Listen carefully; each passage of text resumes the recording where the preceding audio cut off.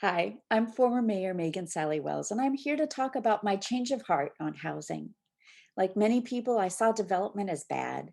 Some of my earliest activism in Culver City was spent opposing a development in my neighborhood. But my thinking has evolved, not because of any shady deals. I've never accepted campaign contributions from developers or gotten cozy with them or anything.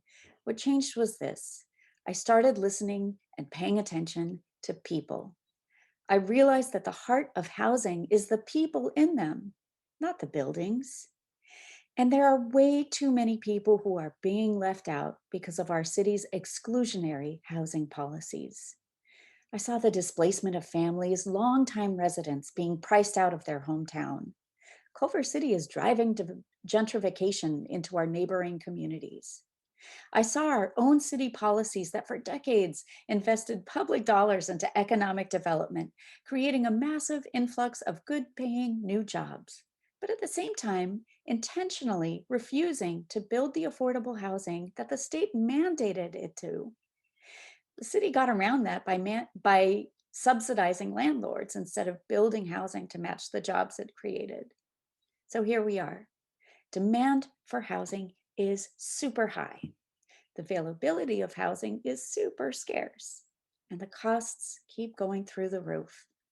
So, in my neighborhood and many others, people are building homes the size of apartment buildings, but they're just for one single family. And you know what? That's what single family zoning was designed to do: impose constraints on what you can build in order to segregate communities. It's no coincidence Culver City's most diverse neighborhood is also its densest. Vibrant Fox Hills. There are solutions to the housing crisis. The city passed tenant protections and rent stabilization to stop the mass displacement of Culver City renters and to give them a fair shot. The city is creating more affordable housing with local nonprofits. It passed inclusionary housing policy and it needs to do even more.